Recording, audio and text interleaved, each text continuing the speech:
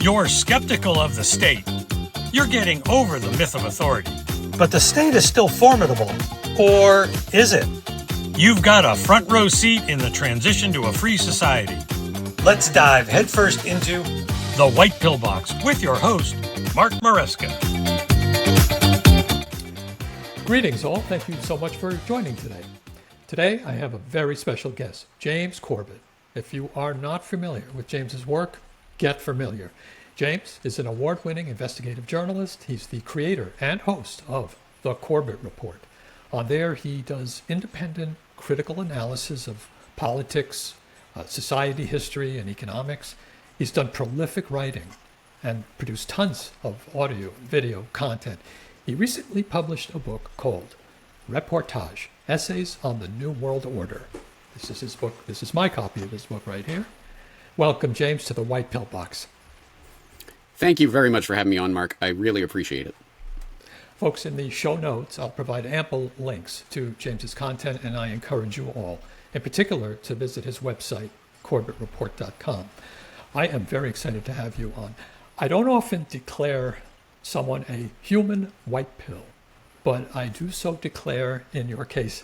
I want to explain to my audience why that is. But first, James, could you give the folks a high-level description of the subject area that you focus on? The word conspiracy gets bashed a lot, and I want it clear for my audience in your own words.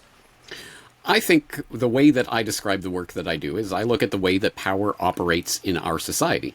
And I don't think that should be a controversial subject, really. Of course, there are people in entrenched positions of power who do fear too much investigation into how their power is really operating. So I think that's where that pushback comes from, and why terms like conspiracy theorizing and others are thrown out there as derogatory terms to deride this work. But essentially, what I'm doing is no different than historians looking back at past eras of the way that, for example, oligarchies existed in various past eras of human civilization. And lo and behold, you look through almost any era of human society and civilization in history, you will find groups of oligarchs conspiring to consolidate and expand their power. So why would it be any different in our current era? Of course, it isn't, I think, fundamentally different in our current era. The same types of human motivations apply, and I am just applying the exact same types of standards of investigation that I would if I was, say, an historian looking at the fall of the Roman Republic or something like that. Well, I'm just applying those standards to our current era. So that's the way I conceptualize the work that I'm doing. Yes. You mentioned in an interview you did recently with Keith Knight of the Libertarian Institute how you don't think, these are my words, that there's like a James Bond villain at the top, a single evil person right there at the top. Instead, I think I'm paraphrasing, but essentially interests happen to converge in events like, say, JFK or 9/11, COVID. They aren't coordinated in that simplistic conspiracy theory sense. Instead, an environment emerges conducive to those interests, so those people simply gravitate to take advantage of it. That is correct. I would not dispute that characterization of my opinion. Basically, the way I usually frame it is to say that the monolithic cartoon conspiracy idea that there is a singular group or even a singular individual who is controlling all world events, well, that's certainly not an idea that I subscribe to. However, I do think that there is, if not a single ideology, at least there is a shared ideology amongst the types of people who are in those positions of power, that at the very least, I think that they adhere to as a way of justifying their own place in the power pyramid, as it were. And that ideology goes by different names and takes different forms during different eras. But I see that historically it continues to go back to the idea of eugenics, that there is some sort of inbuilt genetic superiority of certain people that gives them the right to rule over others. And of course, with eugenics comes the dark shadow of dysgenics and the idea of trying to eliminate from the gene pool the undesirables, the feeble-minded, or whatever terms and euphemisms they used in the past. And I think that ideology still persists amongst much of the ruling oligarchy today. The fact that they think this way must, to me, go hand in hand then with the myth of authority itself. You sort of need that as a counterpoint in order for them to be able to pursue that. Does that make sense? It absolutely does. The entire idea of statism, I think, is just a subset of that fundamental mentality that there needs to be a central power and authority that rules over and creates order in society. I have different ways of conceptualizing that, as I write about in the book, and as I know you know, so we can talk about that in more depth and detail. But essentially, yes, I think the ruling oligarchy does have a shared idea that there needs to be centralized positions of power, and hey, they should be the ones in those centralized positions of power, which is very convenient for them. Of course, of course. It's in the book, it's ironic how anybody with a little common sense or a little bit of high school knowledge about biology would understand that, well, let's just be honest, inbreeding doesn't work too well among humans. This came out in the book. It came out of left field because I wasn't expecting that take on it, but it was like, yeah, actually that makes sense. Yeah, and this is the fascinating part. I'm really interested in the history of eugenics and where it came from. And as people may or may not know, the term itself was coined by Francis Galton in the late 19th century. Francis Galton being a cousin of Charles Darwin. And as it turns out, Charles Darwin was particularly interested in the subject of inbreeding because essentially he was the product of and continuing part of the long, decades-long, generations-long experiment in inbreeding that the Darwins and the Wedgwoods and the Galtons were involved in. Basically, the reason Francis Galton was thinking along these lines and coined the term eugenics is because he was looking at his family tree, and all of these illustrious scientists and members of the Royal Society and others who were in his family tree obviously shows that our genetic stock is just superior. Of course, they didn't even have the term genetic at that time because Mendel's pea pod experiments had been conducted, but were not well known at that time anyway. So they talked about protoplasm and other pseudoscientific concepts. But obviously this was something that Galton and Darwin and others were thinking about, and they were busily marrying their own cousins and things along those lines. And Darwin himself had numerous children, only a few of whom actually survived to adulthood and managed to produce offspring. And so Darwin himself was actually very interested in this subject, even petitioned Parliament to include questions about cousin marriages in the census so that they could gather more data about this. It's a fascinating history. Yeah, it really was. It really was. And that's a good example of Darwin, of these families, or whatever you want to call them, groups, oligarchs, that over time amassed an enormous amount of power, political power, influence over politics.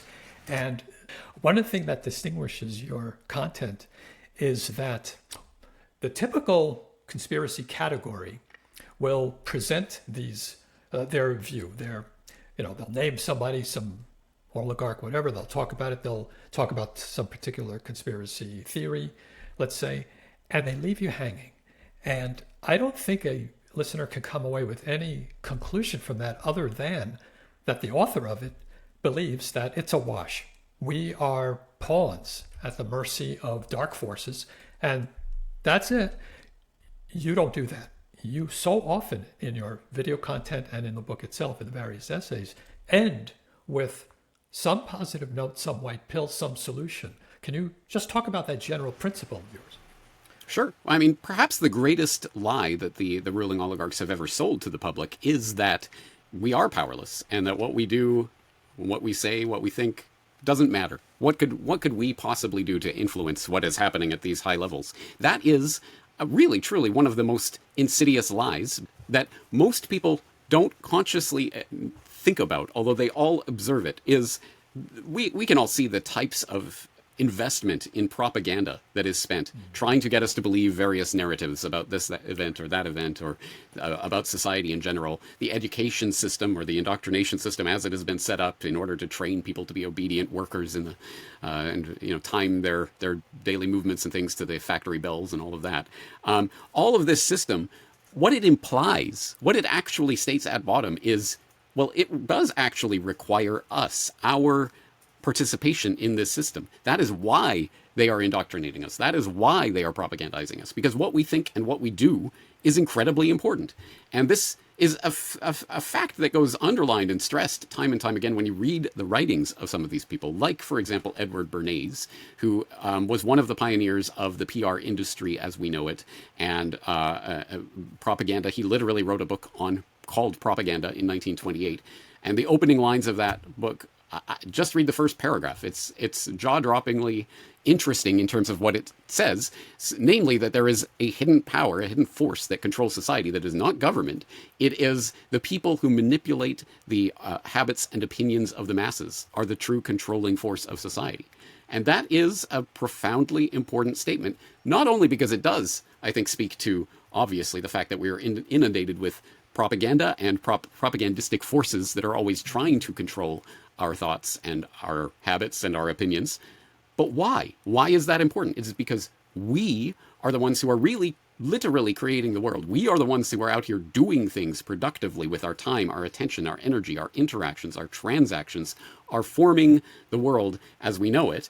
And we can choose to withdraw from systems of control. We can choose completely different paths towards reorienting society to what we want. So that is why we must, according to the ruling oligarchs, we must never be allowed to think about that. We must never, ever think about the power that we have in all of this. We must just be beholden to the big forces that control everything. That is a lie. And until and unless we confront that lie, I don't think we'll ever be able to truly confront the problem of power and authority. Right. That's it in a nutshell. It's this myth of authority, what I call this fog, that is just hanging in front of the rational minds that most of us have to some reasonable degree. And it's really in the way. And everything they do has to be geared toward keeping that fog going, because the minute it clears, it's game over for them. In your first essay, you touch on this in what you call the new media revolution, where I think you use the term, the toothpaste is out of the tube. And you use the term narrative framing. I just love that phrase, narrative framing. This was always fairly easy to the state with the monopoly they had on media, but it doesn't seem to be quite true anymore. So can you go into a little bit how this is different now from anything we've seen in the past? Absolutely. And the reason, there are a number of reasons why that this first essay in this collection is about this. One of which is because it really is my personal story and how I got into doing this in the first place. But I think my personal story connects into the wider societal phenomenon that's been going on for decades now. And that's truly, I think, changing the shape and course of social discourse and the overall narrative of our times. The history books of tomorrow will be written about the things that we are doing today. And part of that is just a humble English teacher in Japan who, just because of random events and the things that go on, I managed to get an internet connection in my apartment, and suddenly I'm I'm going to Google Video and YouTube and falling down the proverbial rabbit hole of information that had been precluded from my attention from aforesaid indoctrination system all my life, and learning about things and discovering all this information. And as I say, it's just one man's story. But I think it speaks to the broader phenomenon that we've all experienced over the past few decades of this incredible flowering of human connection that has been enabled by these technologies. Now, of course, there are definitely downsides to that connection that has happened as well. But having said that, I really do think what we are experiencing today is essentially the Gutenberg Revolution 2.0. And I tried to put this into perspective in a documentary series that I created a couple of years ago called The Media Matrix, that draws that history from the invention of the movable type printing press in the 15th century and the incredible civilization shaping events that took place, if not as a direct result of that, at least that were enabled by that Gutenberg Revolution. The Reformation, the fall of kings and queens and monarchs in Europe, and the replacement by this new capitalist order, and all of these things that were truly fueled by that incredible flowering of information that happened as a result of the printing press. And one way of conceptualizing that is to look at, I don't have the numbers off the top of my head, I do cite them in the Media Matrix, but it's something like all of the scribes in all of Europe in the first half of the 15th century were able to produce something like 20,000 manuscripts, obviously writing by hand. But in the second half of the 15th century, enabled with this printing press technology, there was however many, several 100,000 manuscripts that were produced. And that just gives you a hint of the flavor of the sort of explosion of information and literacy and all of these other knock-on effects that happened. It was truly, it's probably not appreciated enough just how much that changed human civilization, the course of human civilization. I think we are living through a very similar event right now. We have experienced it in our lifetime. The World Wide Web has absolutely shattered the old information paradigm, which really reached its zenith. So the way to think about this is the printing press enabled all of this information to be shared and passed around, and this explosion of knowledge.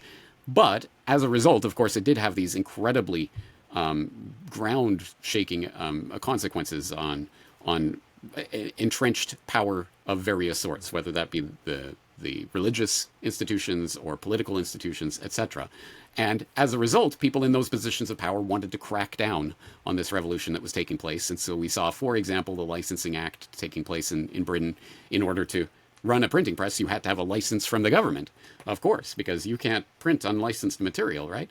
And so various tyrants throughout those centuries after Gutenberg tried in various ways to clamp down on the printing press.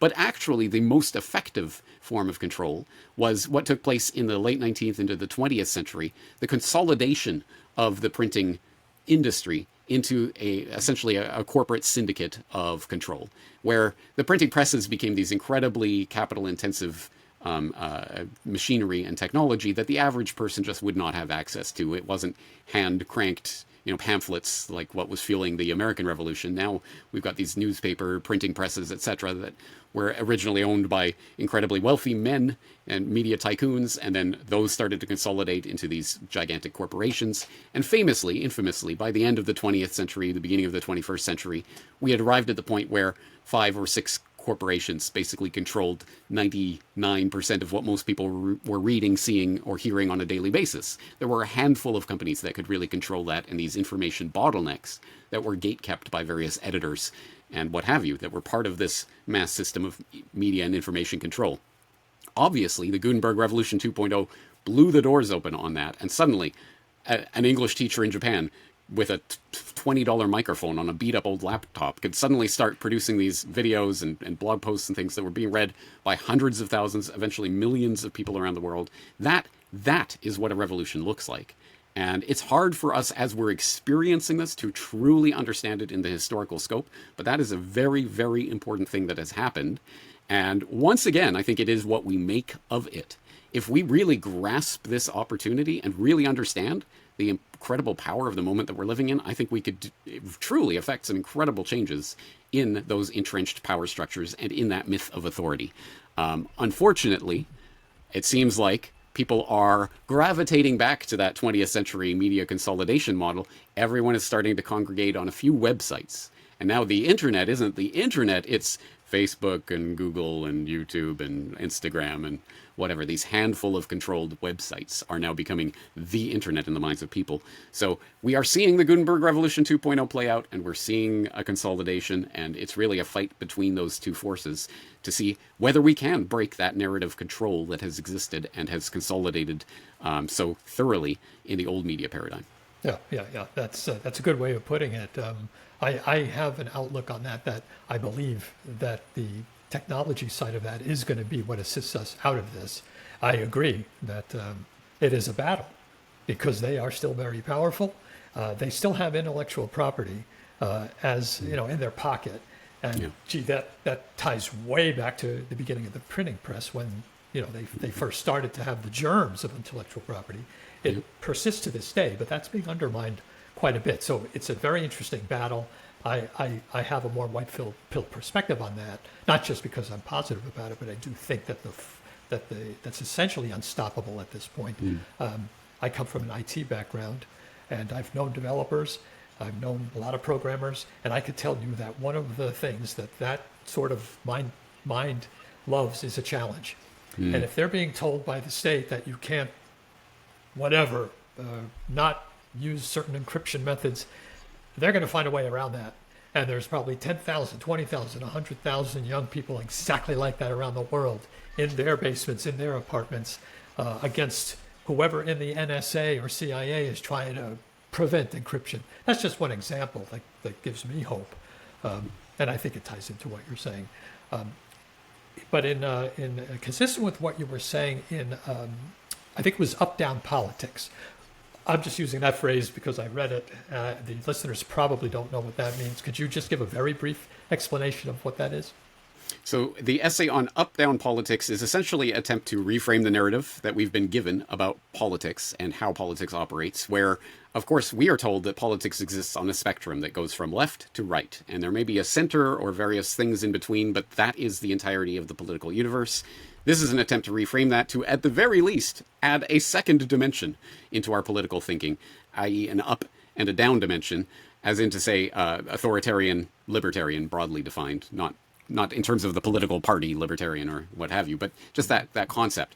And thus we can explain how it seems you vote for a left-wing candidate or a right-wing candidate, you seem to still get these largely statist interventions, and things keep progressing in this authoritarian dimension because the authoritarian libertarian dimension has been precluded from our attention and understanding. If we don't have the words, at the very least, for up and down politics, we can be tricked into constantly going in an up authoritarian direction. And in that, I think it was in that one, it reinforced for me what I see as a pattern. And it's that the environment that the powerful operate in is changing. That's a new thing. It's sort of like the new media revolution, only it's even perhaps more abstract. The environment is changing. There's increasing skepticism that's making the general environment a little less hospitable for politicians or even for law enforcement. It makes me think about these people we call powerful. And let's break that down. Like Bill Gates is a powerful person. But is he powerful because of his size and strength? Like, is he like Godzilla, 10 stories? No, that's not the power we think of when we think of him. He's sort of dorky, actually. So where exactly is his power? Is it that, well, he's got politicians in his pocket? Maybe, but they're not Godzillas either. They're also just humans. And even for law enforcement, law enforcers are not enforcing 24/7. So what it is tying back to what you said earlier, it's self-compliance. It's this myth of authority manifesting itself through us just behaving and paying taxes. And essentially the up-down politics essay, I believe you were saying that the uppists are now realizing that we are starting to realize that they don't have a moral right to rule us. Does that make sense? Yes, I do believe that flowering of consciousness is happening. It's unfortunately slow and halting and has its own problems, but at the very least it is happening.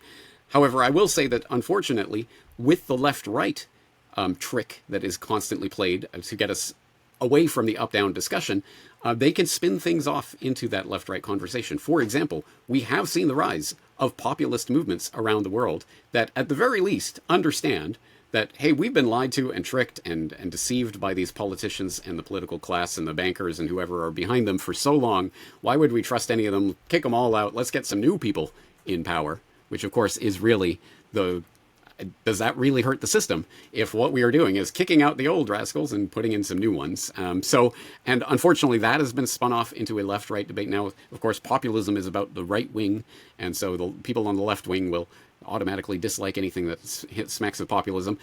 And yes, people are rising up against encroachments of law enforcement and others.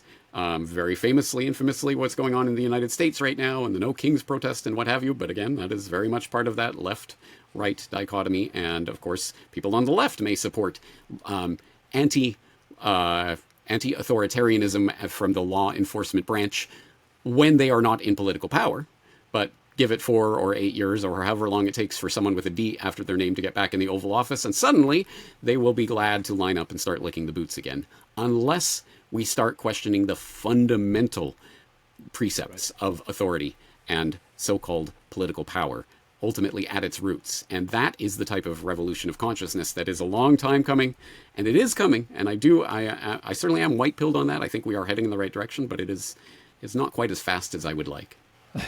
Well, you actually concluded that particular essay, I think, saying that, and of course I know you're talking long-term, but still, in the course of human species, it's going to happen, that they will simply vanish. And I was stunned at how closely that aligns with my recent Myth of Authority series. You're not concluding that the powerful will remain this intact, static glob or thing forever, or that they're somehow immune to changes in the environment. I think I get what you're aiming at there. And specifically, I conclude by saying that the uppist illusion, when exposed as this 2-bit parlor trick, will simply vanish because I think one of the narratives that has been implanted in us through our Hollywood conditioning and other such indoctrination is that the only way some sort of revolution can occur is through violent resistance of some sort. There's going to be some violent thing on a battlefield, and the forces of good will line up against the forces of evil, and they'll battle it out, and things will conclude that way. But that is not the way I envision this revolution taking place. No, it's one of those revolutions that once you see through the myth of authority, and once you understand what is really happening, and that some people are simply claiming powers that you and I don't have, and what really legitimizes that, and how did they get that authority, and why are we ceding that to them? Once we take back our cognitive sovereignty, our personal sovereignty, once we reclaim that and understand that, that is what is required for this system to vanish. Because once people stop complying with the dictators or would-be dictators, they're not dictators anymore. They're just madmen talking in the corner. And this is not a new idea. This dates back at least 500 years back to Etienne de la Boétie and the politics of obedience and things like this. This is not revolutionary ideas, but it is revolutionary in the sense that I think that is the true revolution, not some fight that needs to take place, but just cognitive revolution in the mind that will ultimately make the entire illusion of authority disappear. As Larkin Rose calls it, the most dangerous superstition. Once, I'm not trying to get people to, fight against Santa Claus or something like that. No, just recognize that Santa Claus doesn't exist. And once you do, the illusion is shattered. And that is such a white pill because the elite, whoever they are, whether it's a person, corporation, family, whatever it is, they're vulnerable to that. They're not so powerful that is not a problem for them. That is, in fact, the very ground they stand on. And they're not in control of that. With all their money and wealth, they rely on a false belief in people's heads. I find that vulnerability white pilling, and I try to communicate that to others. Do you try to emphasize the vulnerability of the elite in that sense? I do, and I have a weekly or mostly weekly series that I do called Solutions Watch, where it occurred to me, certainly back in 2021, I believe is when it started, it occurred to me that there is a tendency in a lot of even independent media, even online media, including the media I was producing, there is the tendency to always be focusing on the propaganda or focusing on the things that people in authority are doing to us or the things that are going wrong. And as a result, we know it or not, we are like the person who's driving down the road. If you're looking at the pothole, you're going to steer into the pothole. You have to concentrate on where you actually want to be going so that you don't steer into that pothole. So I made the conscious decision to start this Solutions Watch series where I'm not concentrating on what's, poor us and what's being done to us, but no, concentrating on things that we can do in the real world to start creating the world that we want. And so that is a core part of my message. And I still believe that. I still think that so much of the problems that we are facing is because we are steering into that pothole. So I'm trying to get people to look where they want to go rather than where we're being steered. Mm-hmm. Yeah. I don't think they being whoever the powerful are, want anything more than for us not to be looking at the root cause or at solutions.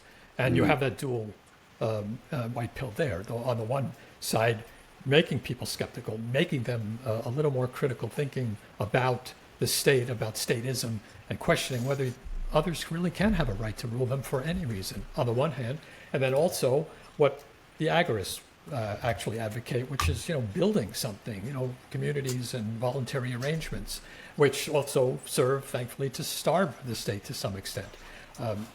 But those are the places that we want to be focusing rather than the distraction of whatever the propaganda wants us to focus on, like the next war, the next financial crisis, whatever it is.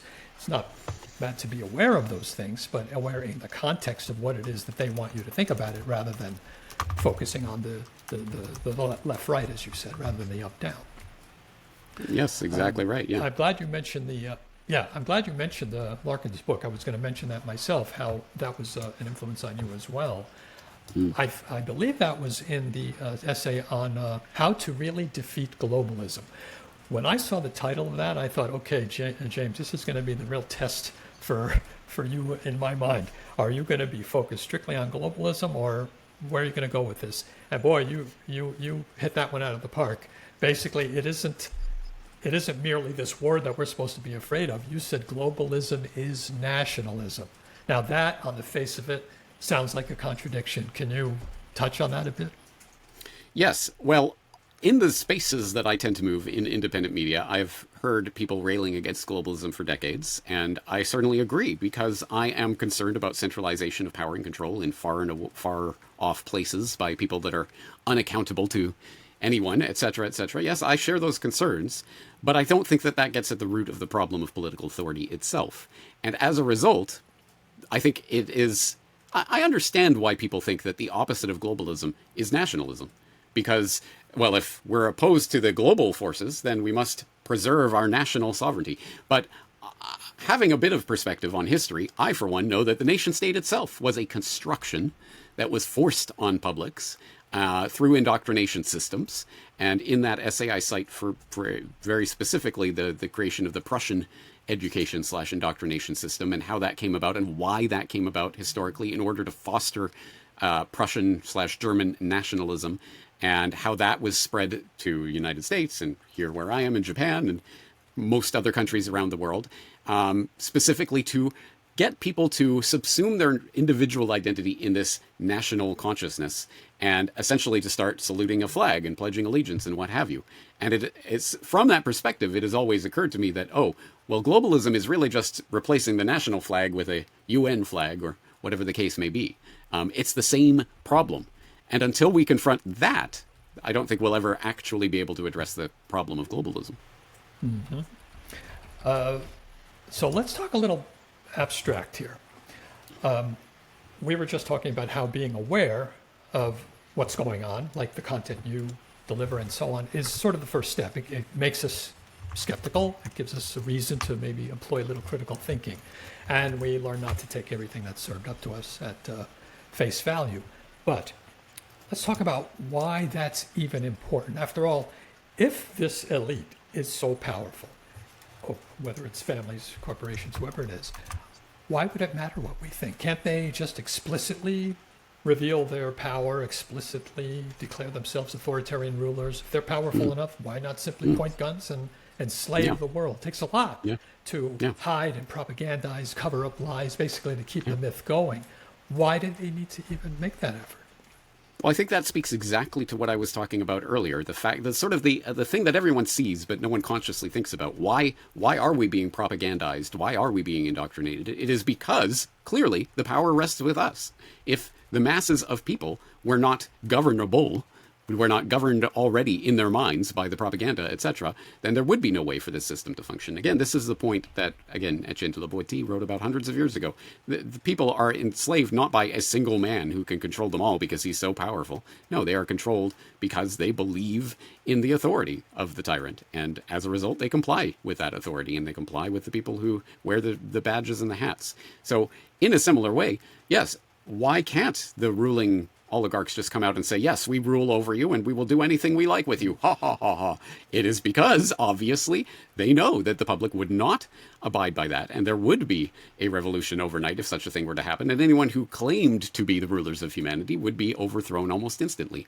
And I actually see that, again, from the long historical perspective. I see the development of these narratives of control over time, where thousands of years ago, you literally had people worshipping the pharaoh as a god on earth. That is literally God. And once that lie started to get exposed, it's not literally God. It's God. God appoints certain families to rule over you. That's how this works. And then once people start questioning that, and then it starts to morph into this eugenics more idea of, there are certain people who are just better fit, have better genes, they come from better stock, and they deserve to be. And there always has to be this narrative of why there are people controlling you, and it can never just be people saying, no, we just own you, and you do whatever we say, because I think they know that is the least effective form of controlling people. Most people will reject that instantly. And I go back to the Hollywood idea of this, the instantiation of the Matrix, and how the Matrix was rebooted many, many times. And one of the first iterations of the Matrix was it was just basically like heaven. You got whatever you wanted, and it was like nirvana, utopia. Everybody was happy, and people would pull themselves out of that because they didn't even believe such a system. So they had to make it refined and make it more of a struggle and offer certain rewards and benefits and incentives and drawbacks, etc., and put it into this bureaucratic system.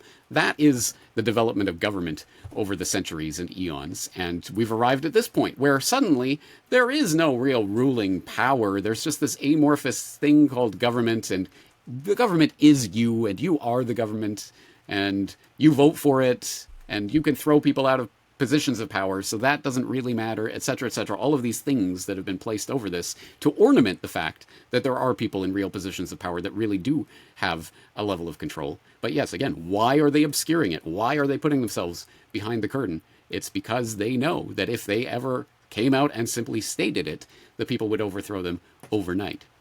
Mm-hmm. Right. And it's easier to point a gun than it is to figure out how to indoctrinate children through a public school system. So they, like you said, they're not taking the easy way because the easy way would fail in a minute. And that means they're having to take the harder way. And I look at that as a white pill because that means they are quite vulnerable to the environment in which they exist. Well, you sort of brought it up. The environment of, let's say, 5,000 years ago permitted the myths of god kings. And so no shock, people came along and said, I'm a god king, right? And as science and advanced, and that was kind of a silly thing, well, they had to tweak their methods to conform to the environment at hand. And today, with the internet, with a very open and decentralized information flow, this is an environment that they're having a very tough time adapting to. It's changing under their feet. It's almost like glass cracking under their feet. I agree with you. I'm not sure how well they can adapt, but it's to me, it's a positive thing that they're more or less scrambling at this point because it seems like they've emptied their tool belt. What are your thoughts?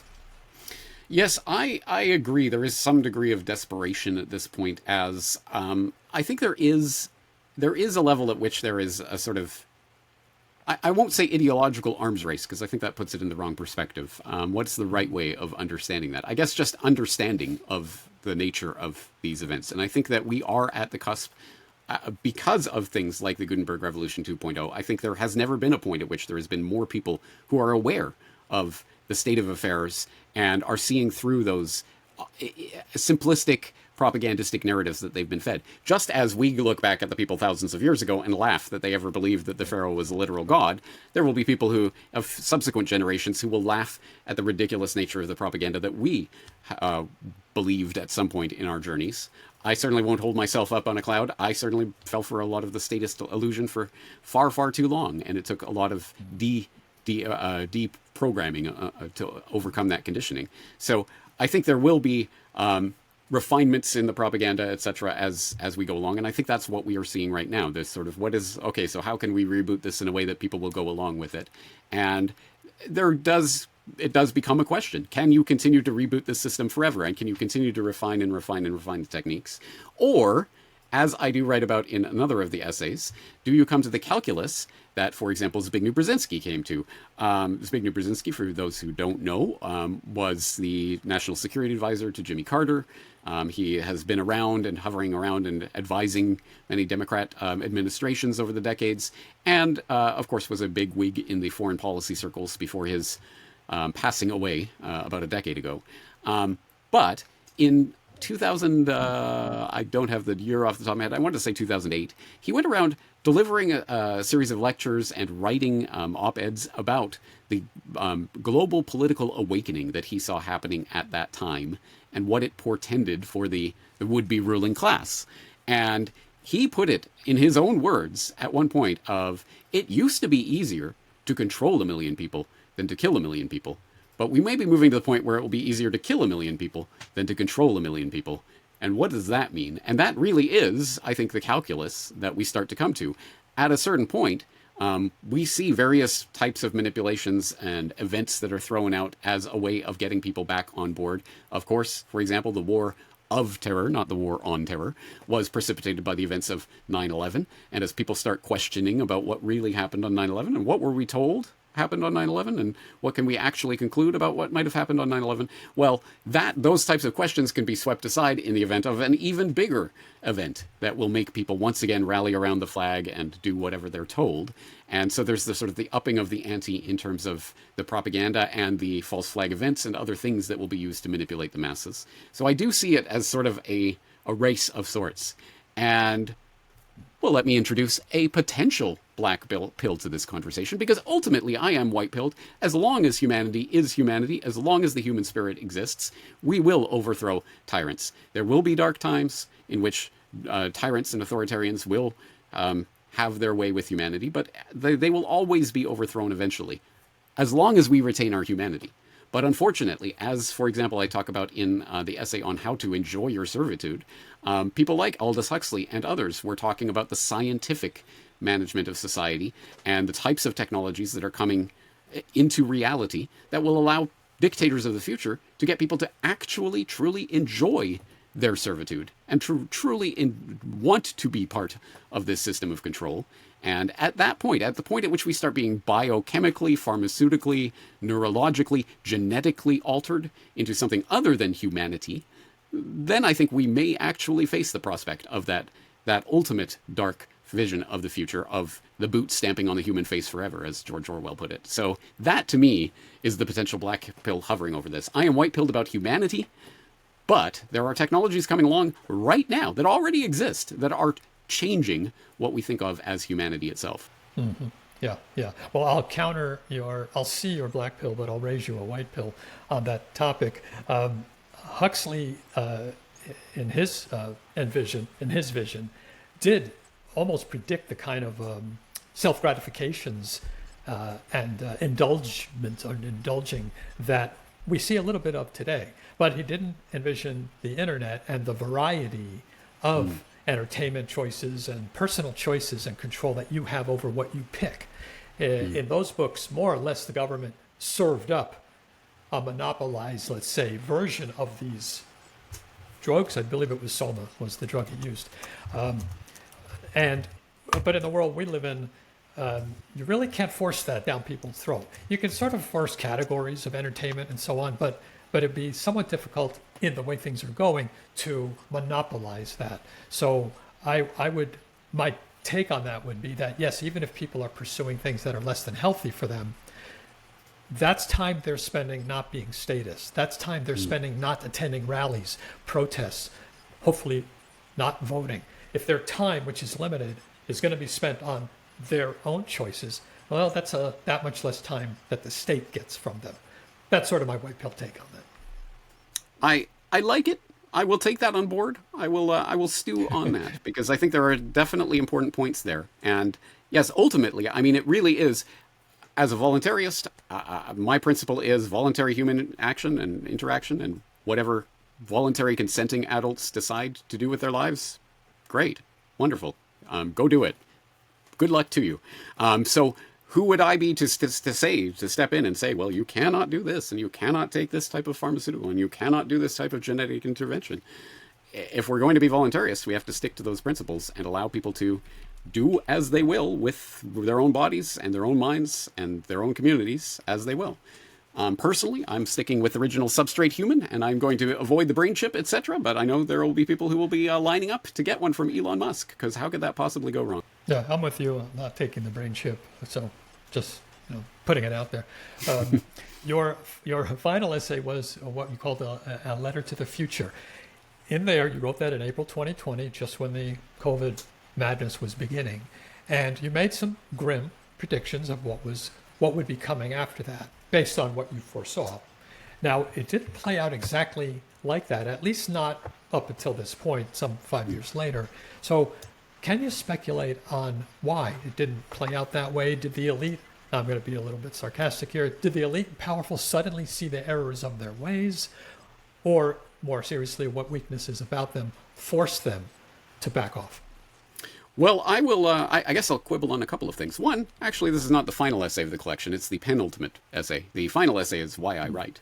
But, more importantly, secondarily, I would say that, yes, I suppose it depends on the time frame you are looking for and the criteria that you're using to judge what is or is not, or did not, or will not happen as a result of the last few years of craziness. Obviously, at that time in April of 2020, the entire world being shut down by decree of health authorities who literally could not be questioned, at least not on YouTube, because my entire YouTube channel got taken down as a result of me questioning those health authorities.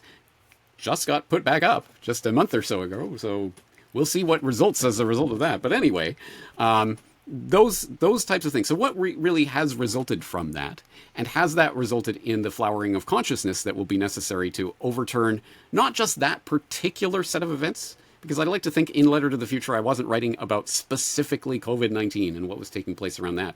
I was writing more about the system of control that so obviously was implemented in that time frame, with QR codes that could circumvent and put limits, circumscribe the limits of people's travels, etc., and whether or not people were allowed to leave their homes.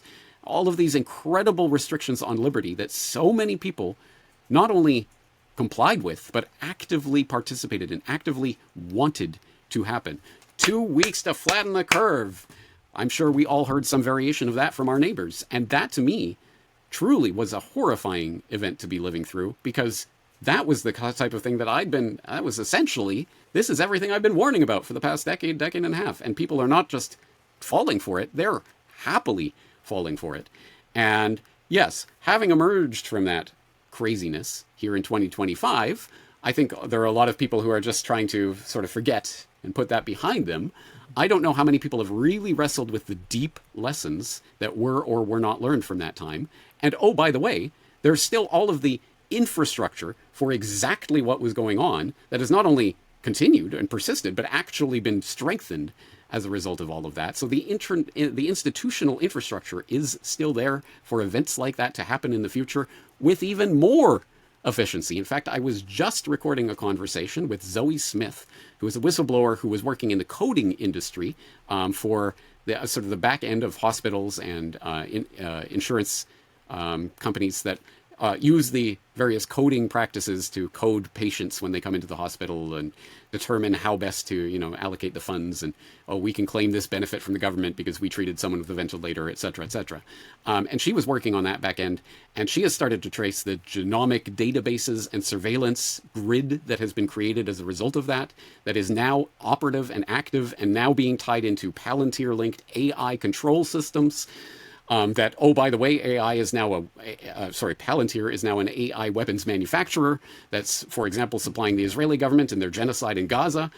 These are not good things. I don't think, oh, well, good, that era is over and we're all happy now. No, I think a lot of, not even just the institutional infrastructure has not only persisted and expanded as a result of that. I think a lot of people have not had their moment of reckoning of, hey, I just got played. I just got taken. I just got told to stay in my home and I gladly did so. And I made fun of people who didn't want to do that. And I was all for them being arrested and force jabbed and whatever else people were saying about at the time.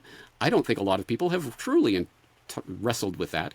And so whatever's happening in 2025, yeah, okay, looks a lot better than it did in 2020. That's for sure. But what will happen in 2028 or 2030 or whenever the next ginned up event happens, I am not convinced that we are out of the woods on that yet. Yeah. That's of course being cautiously optimistic, pessimistic. You have to be aware of what's happening, and you're doing just that. I mean, you unlike very few others, I think, have really taken the time to study and understand the kinds of technological tools that were used during COVID, just as an example, to implement the kind of mandates and lockdowns that they did. And yes, they backed off, and they backed off for a reason. And yet, like you hinted at, they never really explained that either. Like, they ended the mandates.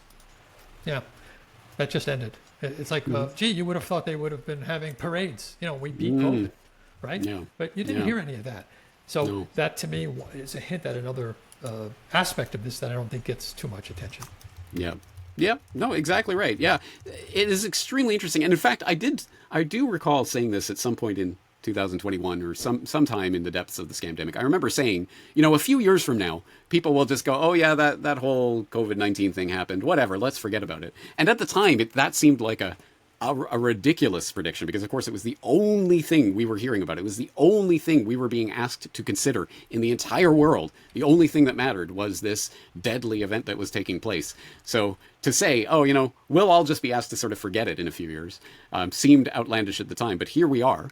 And yes, as I say, I don't think a lot of people who really went along with that narrative have really taken the time to really reflect on what went wrong with regards to their thinking on that. And so, yes, I must admit, it was a very disheartening time for me because, again, not because I was surprised at anything that the WHO or CDC or any of these health authorities or technocrats were doing. In fact, I've been warning about that for many years. I had a 2009 episode of my podcast on medical martial law, which I'm sure sounded like crazy conspiracy theorizing at that time in 2009, but a lot of what I talked about was exactly what happened in 2020.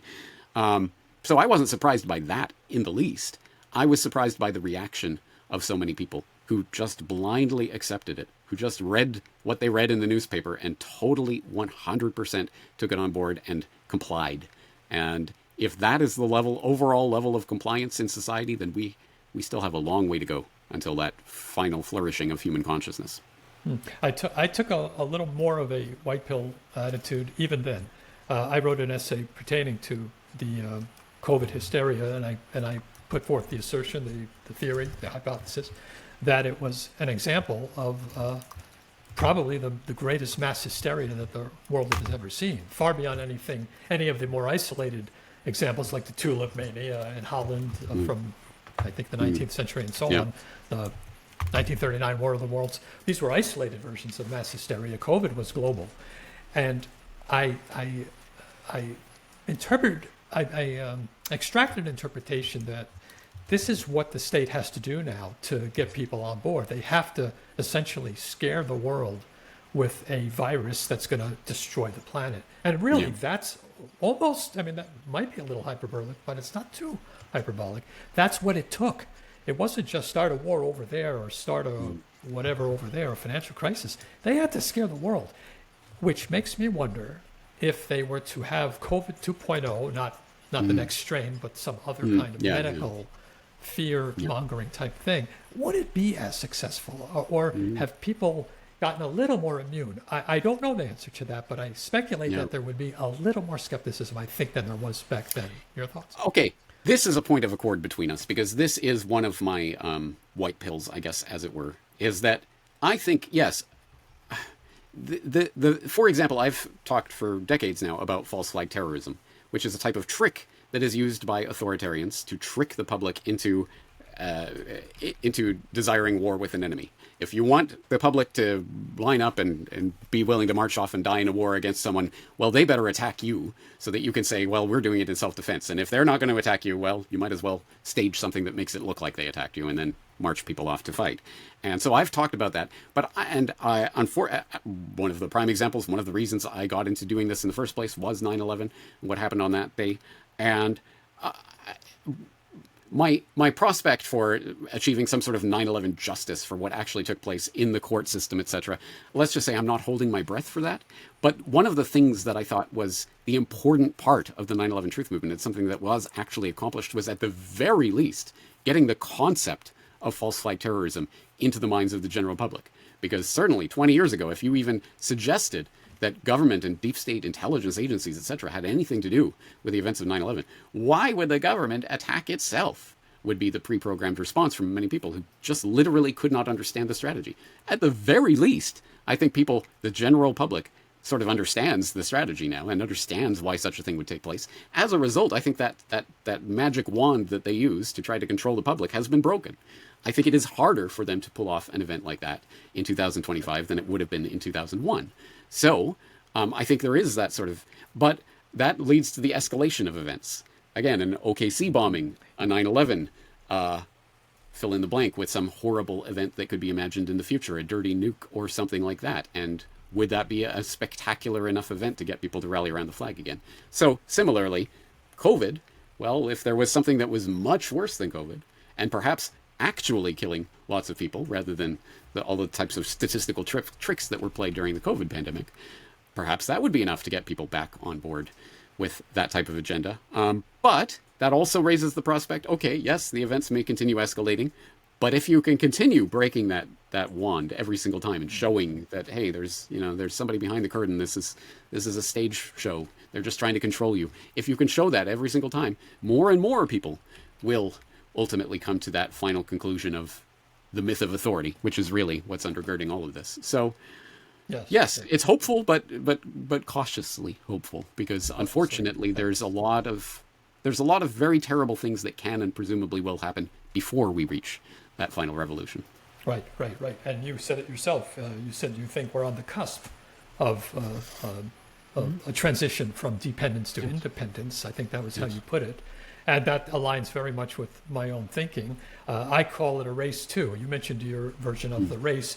I think it aligns a little bit with mine. Mine is that I do think that essentially the forces at work here are the movement toward liberty, the movement toward the erosion of the myth of authority, and that is what's going to get us to a free society. But the state is an impediment to that right now with its propaganda, with its desperation.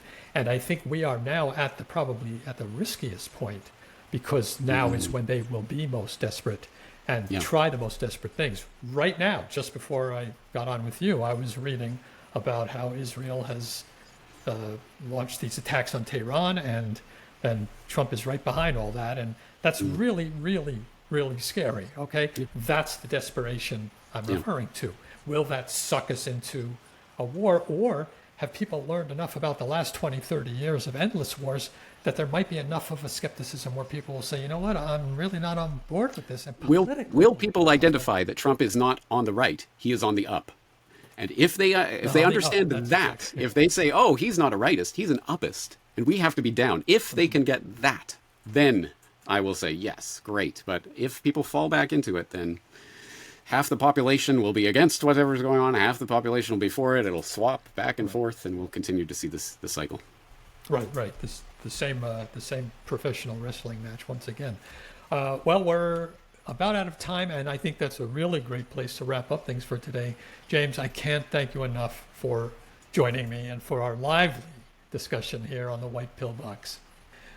Thank you very much for having me on. This is an incredibly important discussion to be having, so I'm glad that you're out there doing this conversation. The book is Reportage, Essays on the New World Order. The author and today's guest, James Corbett, CorbettReport.com. Be sure to check out the show notes for his links and awesome content. And thank you all for joining today. Take care and see you next time. Thanks so much to all subscribers and everyone who joined today. And remember, keep looking for those white pills.